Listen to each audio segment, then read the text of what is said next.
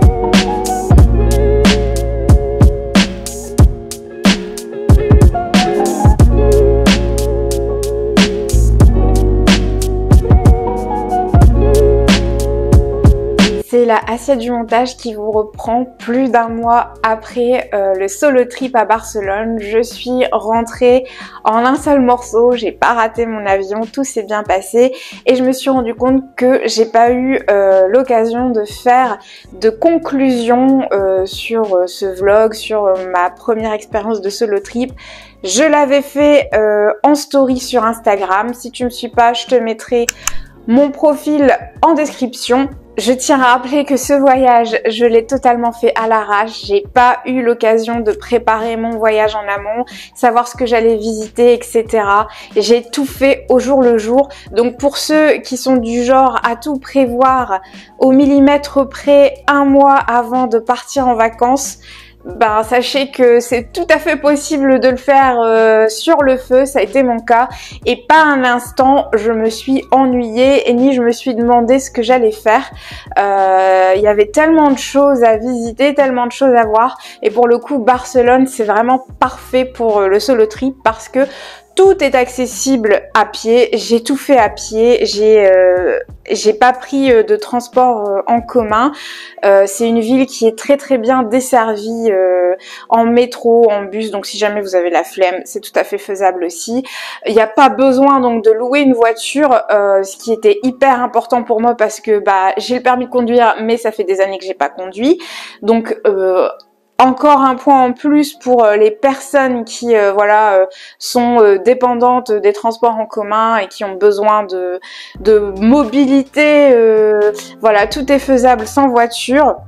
Et du coup, comme je l'ai dit, pas un instant je me suis sentie seule, pas un instant je me suis ennuyée et pourtant je pensais que ça serait le cas. C'est pour ça qu'en premier lieu j'avais pris un Airbnb partagé parce que je m'étais dit ça serait bien de faire connaissance avec d'autres voyageurs et en fait ça s'est mal passé et j'ai pris un Airbnb tout seul et ça a été le kiff de bout en bout. Voilà, je me suis pas du tout ennuyée. Et du coup, franchement, c'est une expérience que j'ai trop envie de réitérer. J'en garde un excellent souvenir malgré les galères que j'ai vécues. Et du coup, je le conseille à tout un chacun parce que c'est un sentiment de liberté que je n'avais jamais ressenti par le passé. C'est-à-dire que je faisais tout ce que je voulais, quand je voulais. Et j'ai pu faire mes ongles... alors que typiquement c'est quelque chose que je n'aurais pas fait s'il y avait eu quelqu'un avec moi parce que c'est embêtant en fait. Typiquement s'il y avait une personne qui était avec moi, elle m'aurait attendu pendant que je faisais ma manucure alors que ça aurait pu être du temps utilisé pour faire des visites. Voilà, du coup sentiment de liberté inégalable que je n'avais jamais ressenti par le passé. Alors évidemment je dis pas que les solo trips c'est mieux que les voyages avec des potes, c'est des expériences très différentes qui sont pas vraiment comparables. Chacune a ses avantages et ses inconvénients. Quand on est avec des potes, évidemment l'avantage c'est qu'on peut partager ses moments, on peut partager ses souvenirs et le solo trip, c'est une expérience tout à fait différente. Voilà, j'espère que tu auras apprécié de voyager avec moi, que ça t'aura permis de découvrir de bonnes petites adresses. Si jamais Barcelone est une destination qui te fait envie, tout est en description, je le rappelle, tous les endroits que j'ai visités, tous les restaurants, toutes les bonnes adresses, tout est en barre de description et à chaque fois je me suis cassé la tête à faire un sommaire cliquable qui te permet d'être redirigé au moment opportun dans la vidéo si tu as envie de zapper tel ou tel moment qui ne t'intéresse pas. Donc voilà, merci à toi de m'avoir suivi et d'avoir regardé tous mes vlogs si ça a été le cas. N'oublie pas de t'abonner et de lâcher des petits likes et des petits commentaires, ça m'aide beaucoup dans le référencement YouTube, ça me donne un peu plus de visibilité. Je te remercie d'avoir passé ce petit moment avec moi, je te souhaite une très belle journée, très belle soirée, très belle semaine où que tu sois et je te dis à la prochaine.